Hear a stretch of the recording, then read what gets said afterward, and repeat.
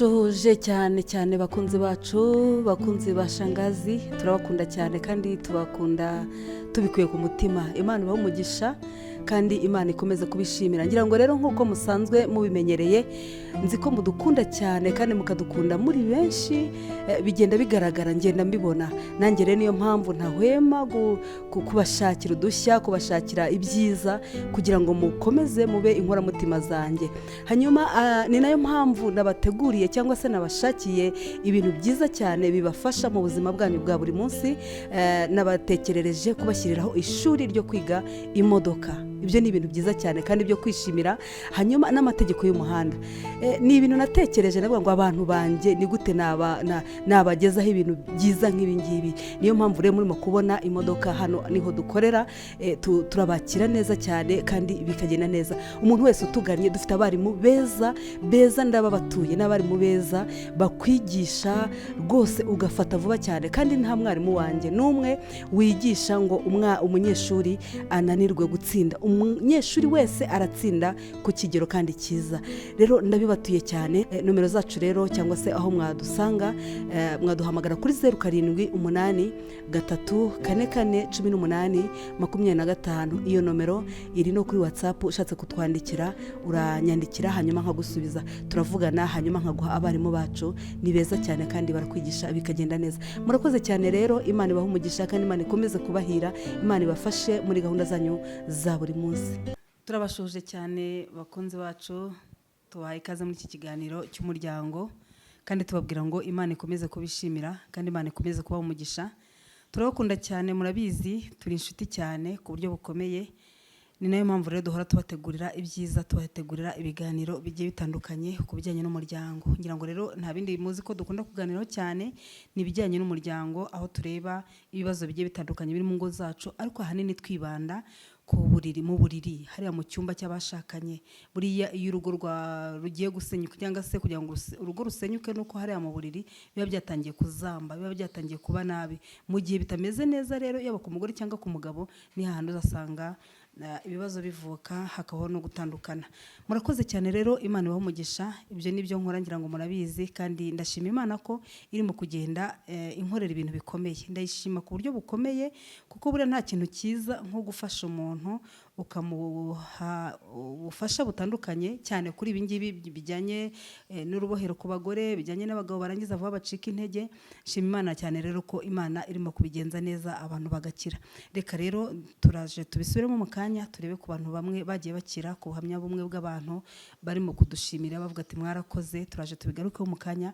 Ngira ngo murabizi ko turi abakristo, mbere byose ko tubanza gusenga tukiragiza Imana kugira ngo ikiganiro cyacu Imana izibane natwe. Mana, turagushimiye kandi turaguhimbaje kuri Imana yacu nziza. Tugushimira urukundo rwawe, tugushimiye ko ari wowe wagiye ubana natwe ukatugirira neza. Tugushimiye imirimo n'ibitangaza urimo kugenda ukora. Mwami, izina ryawe nirishimwe. Turagushimira imitima y'abantu wagiye ufasha, imitima yari ihagaze yihebye buze uko ibigenza, ariko uyu munsi bakaba bafite amashimwe mu mitima yabo. Ndagushimira izi ngo urimo kubaka kandi ukabigaragarisha imbaraga zawe, abantu bakaba banezewe bishimye. Izina ryawe nirishimwe. Reka rero ukomeze none kudufasha muri iki kiganiro. Umuntu wese uzakibona azabona impinduka, azabona umunezero mu rugo rwe, azabona ibyishimo, azabone kugira neza kw'Imana. Urakoze, turagushimiye kugiye kubana natwe kandi ukatugirira neza, mu izina rya Yesu, amen. Murakoze cyane rero. Ni Shangazi Dativa nkuko musanzwe mubimenyereye n'ubundi mu biganiro by'umuryango, kuko tumaze kubivuga, aho tuza twubaka ingo twifashishije ibintu bitandukanye. Hari inama cyangwa se hari imiti dushobora kubaha mu gihe hari dusanze ari ngombwa.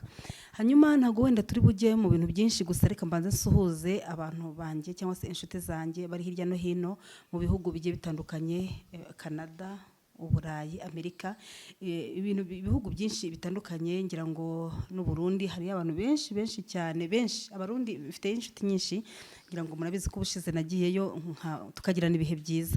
Bano rero ndabakunda cyane, ndetse n'abandi bari mu bihugu bitandukanye, ntago nabirondora byose, ariko ibihugu byose ngiye mfiteyo abantu, kandi nshima Imana ko hari ibyo Imana igenda ikora mu bantu abo ngenda noherereza imiti. Ngira ngo murabibona impinduka mugenda mugira, abatera intambwe bakaza ino mu Rwanda bakaza nkabafasha, ndetse n'abanyarwanda bari mu Rwanda mu gihugu ndimo gufasha. Hari ubuhamya wenda turi buze kugarukaho, muraza kubona. Ni byinshi, turabishimira Imana rero ko hari ikintu Imana irimo kugenda ikora, kandi n'ukuri buriya niba umugabo yaragiye gusenya cyangwa urugo rwe rugiye gusenyuka kubera ko hari bitagenda neza mu buriri, uyu munsi ukaba ubona ko bya bintu byari bitumye usenya byahindutse, nta kindi twavuga no gushima Imana. Ni Imana iba yarabikoze, kandi n'ukuri Imana ishimwe kandi ihabwe icyubahiro. Uyu munsi rero turagaruka kuki? Turagaruka ku buhamya bw'abantu bagiye batubwira ku bijyanye n'umuti tubaha. Ngira ngo murabizi ko tubafasha muri iki kigo cyacu Masenge Life Center. Dufasha abagabo bafite ibibazo byo kurangiza vuba, abagabo cyangwa se yego n'abasore bikinishije, bagize ibibazo byo kwikinisha, abagabo bafite ibibazo byo gucika intege mu gikorwa, ndetse no kubura ubushake, ugasanga rwose ibintu byaranze. Ushobora kumara ukwezi kumwe, amezi abiri, amezi atatu, amezi angahe, byaranze neza burundu. Ngira ngo rero murabizi ko tubafasha kandi bikagenda neza. Iyo ngeze aho ngaho nkunda kubwira abantu, kuko abantu benshi baba baragiye mu bintu byinshi, barafasha amafaranga bakayatanga ahantu henshi hatandukanye. Ngira ngo abantu njya nakira baba bambwira bati rwose twagiye ahantu henshi, twafashe amafaranga turayatanga, tugura imiti itandukanye, ariko byaranze. Akambwira ati njyewe njiwe kubera ko mbonye uri umukristo, nibiramuka byanze iwawe nta handi hantu nzongera kujya. Gusa nanjye ndavuga ngo Imana nsenga ntago izankoza isoni, kuko kandi ikindi iba yarampaye umuti wo kwizerwa. Uwo muti niba narawuhaye abantu 2, 3, 10, 10, 20, abantu bakaba bampa umuhamya bambwira ko ibintu bimeze neza, ntabwo bangira. Ndamubwira nti genda ukoreshe, mu by'ukuri uzampamagara umubwira ingaruka nziza zabonetsemo.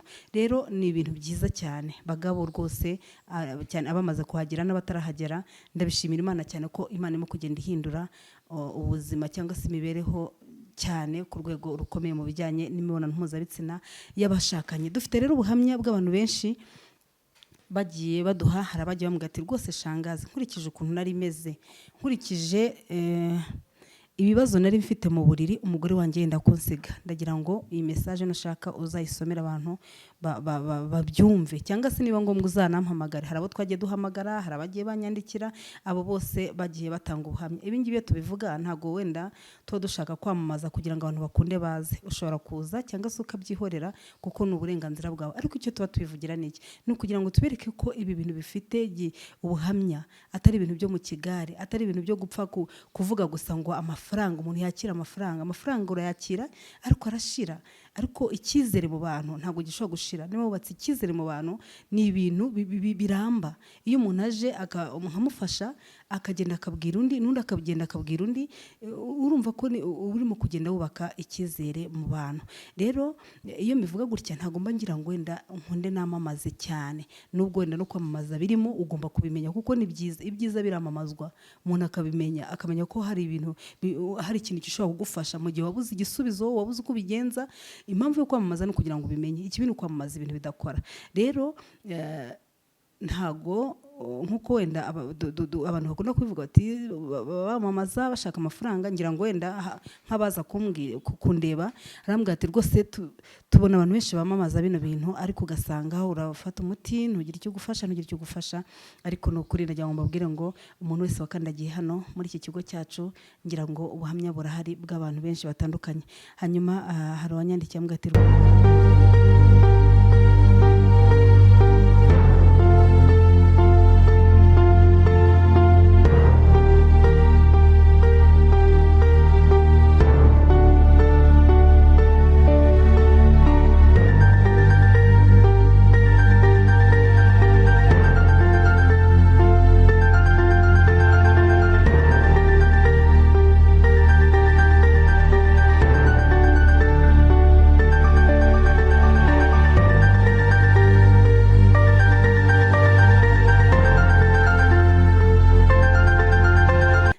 benshi bagiye banyandikira, ndetse n'abagiye bampamagara. Abo ngabo nabo turaza kubumvisha amajwi yabo.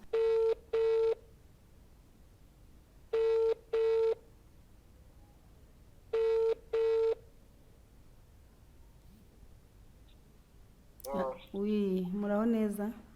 muraho. Yego yego, amakuru yanyu? Amakuru ni meza. Ni Shangazi Dativa wamenye? Yego nabamenye. Yego murakoze cyane.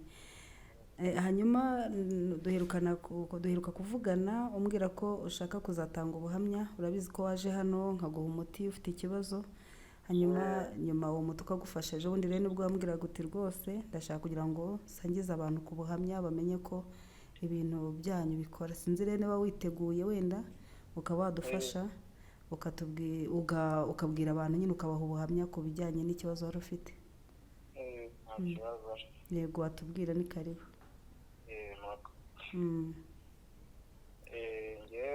Muri make nari mfite ikibazo cyo gukora nyine imibonano mpuzabitsina nkirangiza vuba, mbese nk'ibitekerezo nahita ndangiza ako kanya, nta n'iminota ibiri yashiraga. Nta minota ibiri? Ubwo rero nkajya nkunda kujya kuri YouTube nkumva ibiganiro bya Dativa, mbese nkumva sindi kubyakira neza, nkumva mbese nkajya numva n'abandi nkumva mbese mbuze amahitamo. Ubwo ariko nkajya ngenda nkatsa imiti nyine mu bandi bikanga neza. Hari ahantu wari warigeze ufata indi miti se? Hari umuntu yari yarawumpaye ariko biranga neza. ndavuga nti uyu muntu reka ngerageze kuri Dativa, uyu muntu kuba asenga ashobora we kuba atabesha cyangwa se ngo atuburire abantu. umwanirikanye rero igerageza muhamagare tuvugane. yaranambwiye ngo ayunyohereze nohereza amafaranga, ndamubwira nti hoya reka ngenze kuyifatisha, aho kugira ngo ndebe n'ahantu akorera by'ukuri, ninsanga ibyo akora ari ukuri ngewe nzagira iki, nshobora kuba hari n'abandi bafite ikibazo nkabazana. Ubwo rero umuti ndawufata, mbese nkurikiza uko yabingiye neza. nawunyoye mu minsi itarenze 5 utangiye kubona impinduka. Ubwo rero ntangira kubikora, nkakora iminota, ibibazo ari ubwa mbere ugatangira ku minota 20 urumva ni myinshi cyane. Kuri birashimishije. Ubwo rero njye nabaye umuhamya ko rwose umva umuti umeze neza nta kibazo. Hari abantu bashaka kumva wenda tuguhamagaye nk'uko nguko bakavuga ati wenda urabizi ko hari abantu benshi bajya bakora nk'ibintu byo wenda gushaka kwamamaza no gushaka abakiriya, akaba yafata nk'umuntu akamuguririra kugira ngo akunda mutangire ubuhamya, wenda yamuhaye ikintu runaka akamutangira nk'ubuhamya butari bwo. Aka kanya wenda hari ushobora kubyumva akavuga ati n'ubundi biturabimenyereye, hari abantu babagurira bakabaha amafaranga bakabatangira ubuhamya. Niki wabwira abantu? Cyambere turabakristo, sinzi niba icyo kintu dushaka kugikora, ariko wowe ni iki wabwira abantu kugira ngo bashire izo mpungenge? Niki wabwira abantu kugira ngo bashire izo mpungenge niba wumvisha ikibazo neza? Impungenge nibashira impungenge rwose. Ngewe nari umuntu wapingaga cyane, navuze nti reka ngende igerageze, n'ibyanga ubwo nzahita nteberana, ubwo mbyereka Imana, mbiragize Imana gusa. Yego. Uvuga nti reka ndawufate. Mu minsi ngaya nari mbonye kabisa, ntabwo ari ukubesha, n'ubwa mbere nari nkubonye, ntabwo navuga ngo ndakuzi cyangwa se ikihoya.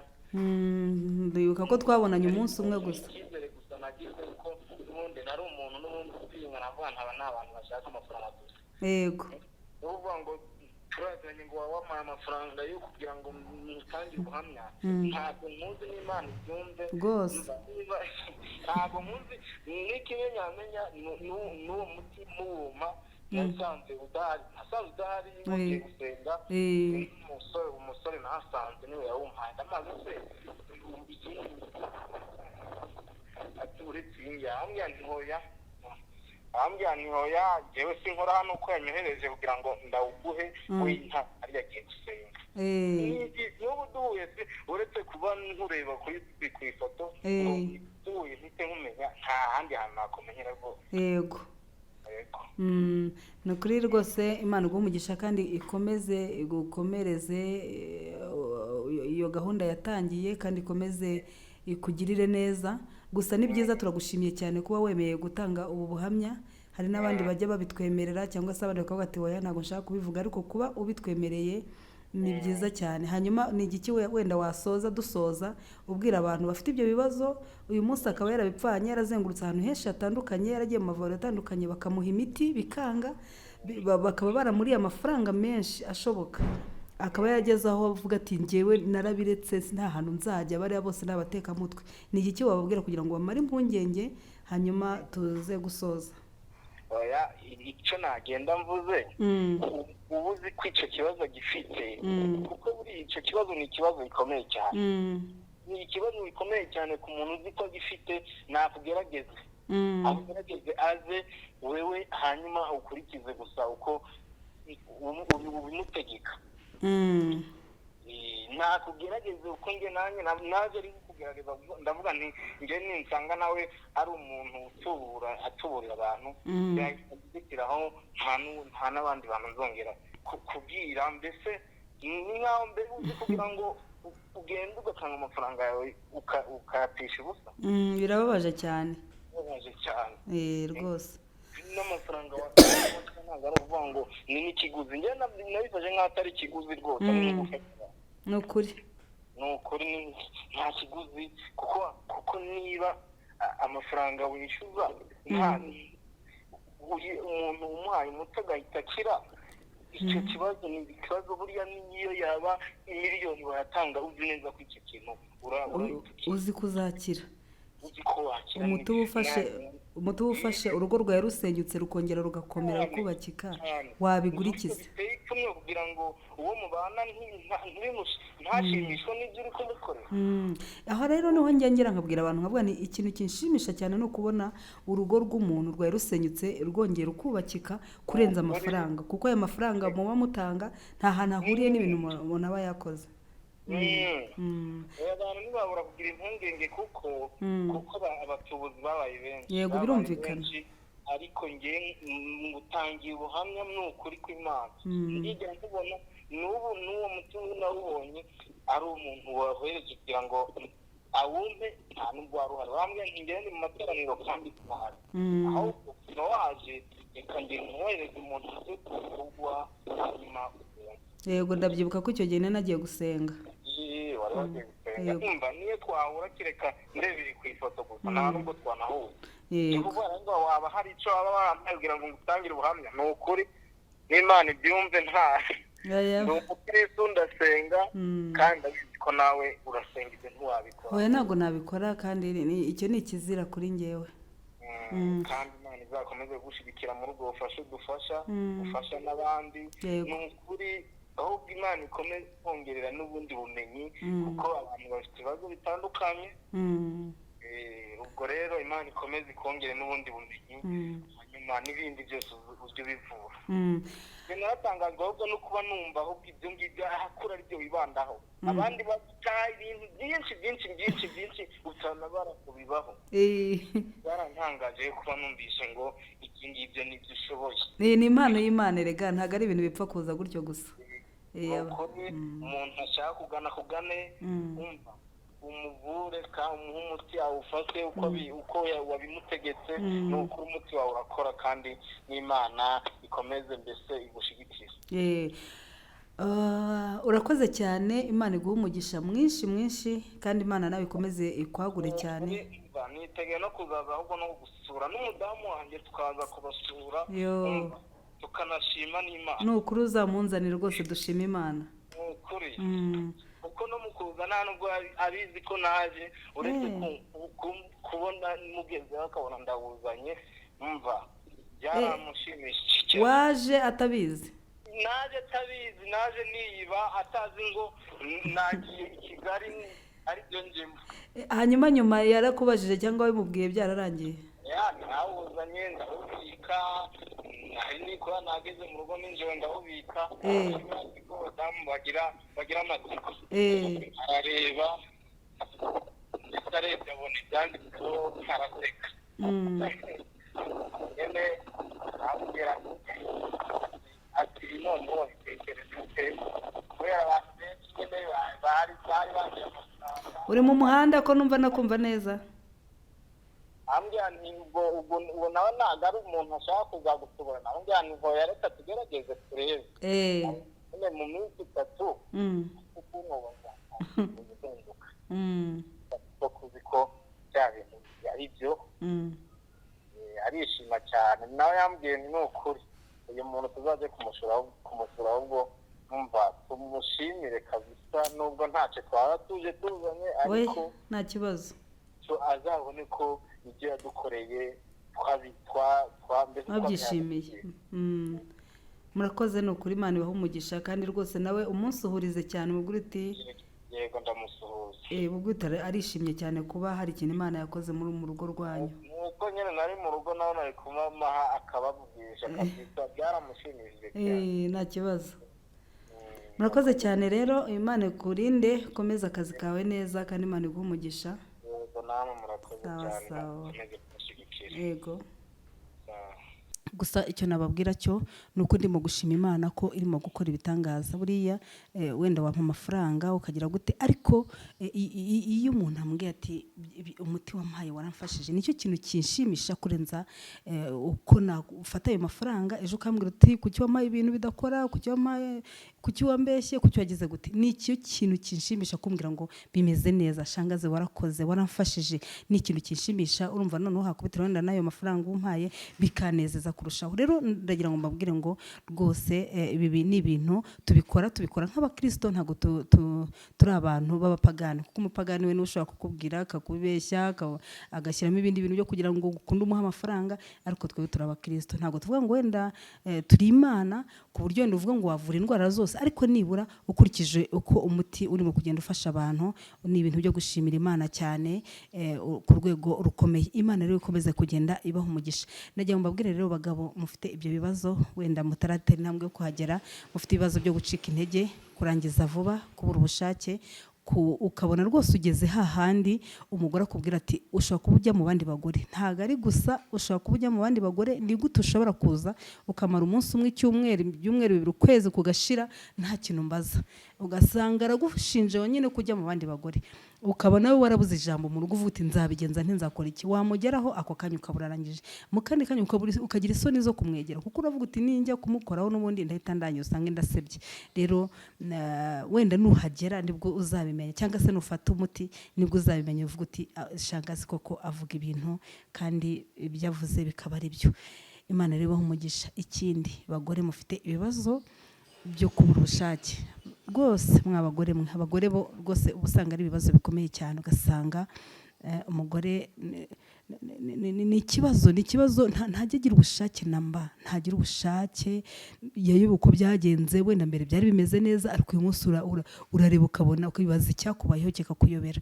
uri wa mugore udashobora gutegurwa ngo ugire ikintu wumva, aho umugabo yagukora hose, yaba kwibere yaba hehe, ahantu hose yakora umubiri wose, yagukorakora ahantu hose, ukumva ahubwo arimo arakubangamira, ukumva intoki zaho kugira ngo umve wishimiye ko arimo kugukoraho, umve umubiri ufite uko urimo kubyakira, ahubwo ukumva arimo arakubangamira, ukumva ntiyagukoraho.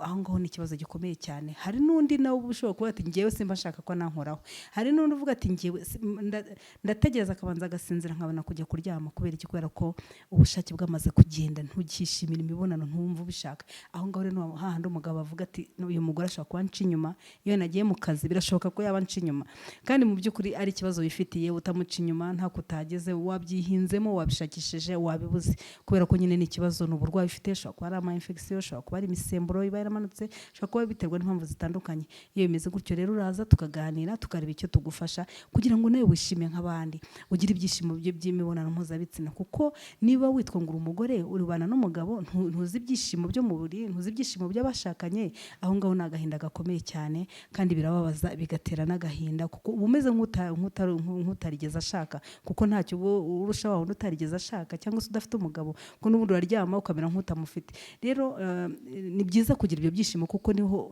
urugo rwubakira, niho rwubakirirwa, niho ibyishimo bituruka, niho umuryango, niho umunezero w'umuryango uturuka. Mu gihe rero byamaze kuzamba, byabaye nabi, ugasanga hariho kwitana abamwana, umugabo ati ni wowe ubitera, umugore ati ni wowe, ugasanga amakimbirane n'ikindi ntonganya biravutse, hari bitameze neza, ibintu nk'ibyo bigiye bitandukanye. Abagore batagira amazi, ugasanga rwose ni wa wundi wumye, ni mukagatare, nta kintu reka nta nubwo azi icyari cyo, nta nubwo azi kwasa no kumva babivuga ntazi byari byo. Ibyo rero ni ibintu biteye agahinda kandi bibabaje, bishobora kuba bituruka ku mpamvu zitandukanye. Ko nakubabwira ngo nta mugore utagira amazi, ariko se niba utayafite biraterwa n'iki, biraturuka ku ki, biraterwa n'iki, ni iyihe mpamvu? Uraza rero byo byose tukabiganira, tukareba ni iki kibitera, ese byatewe n'iki, ese byazanywe n'iki. Ibyo byose iyo tuganiye, tugafata umwanya wo kuganira, mbasha kugufasha. Kandi ni ukuri abantu bose nagiye mfasha, abenshi bagiye bampamagara, hari abadahamagara wenda akavuga ati ukuri rwose shangazi ndamushimira, akajya ndangira abantu, ariko n'uwo n'abandi bavuga ati ndatera n'intambwe ngiye kumushimira. Murakoze cyane, twavuga byinshi, tuzakomeza kugenda tuganira, tureba ku bintu bigiye bitandukanye, cyane twibanda ku buhamya bw'abantu bari mu gukira, bari mu kuvuga bati shangazi waradufashije. Murakoze, reka rero n'ubundi tubashimire, tubabwira ngo Imana ikomeze kubaha umugisha kandi Imana ikomeze kugenda ibishimira. Twabarangira aho dukorera, turi mu mujyi hirya y'ahahoze gereza, munsi ya sitasiyo ya SP. Ukeneye kuduhamagara waduhamagara kuri 0743441825, Tigo ni 0762635275 uduhamagara rero kuri izo nomero, hanyuma tukakwakira. MTN yo iri kuri WhatsApp, uratwandikira tukagusubiza. Abakenera imiti bari mu bihugu bigiye bitandukanye byose, aho waba uri hose, umuti tuwukugezaho nta kibazo rwose, turakugezaho ntugire ikibazo na gitoya. Bari mu ntara bafite akazi kababoshye, badashobora kuba bagera muri Kigali wenda, cyangwa se nta mwanya afite, nawe kumugeraho biba byoroshye. N'abari muri Kigali bafite akazi katababohora, tukugezaho neza rwose bigakunda. Imana rero ikomeze kubaha umugisha, kandi nukuri ikomeze kubishimira, kandi nukuri ikizanezeza cyane no kumva ubuhamya, ukomeza kumva ubuhamya bw'abantu bakize. Murakoze cyane, ndabakunda kandi ndabishimira cyane. Imana ibaha umugisha, reka dusenge. Urakoze, turagushimiye Mana, kuri Mana yera, tugushimiye ko ubanye natwe muri iki kiganiro. Reka ugiherekeresha imbaraga zawe zikora imirimo, imbaraga zawe zikora ibitangaza.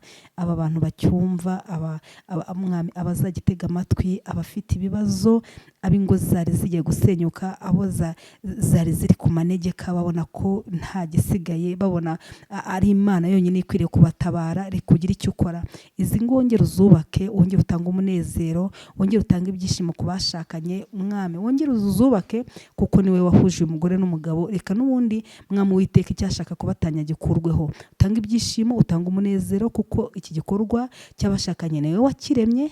Bigenze neza rero kugira ngo umunezero uzemo, umuntu wese yishimire mugenzi we. Urakoze rero, turagushimiye, ngaho bana natwe, utugire neza, izi ngo zigire neza, uzishyigikire, kandi Mwami wirukane divorce, nagire abanyarwanda n'abanyarwandakazi bakomeza kugaragara ko batandukana kubera izi mpamvu. Urakoze rero, nuhabwe icyubahiro mu izina rya Yesu, amen.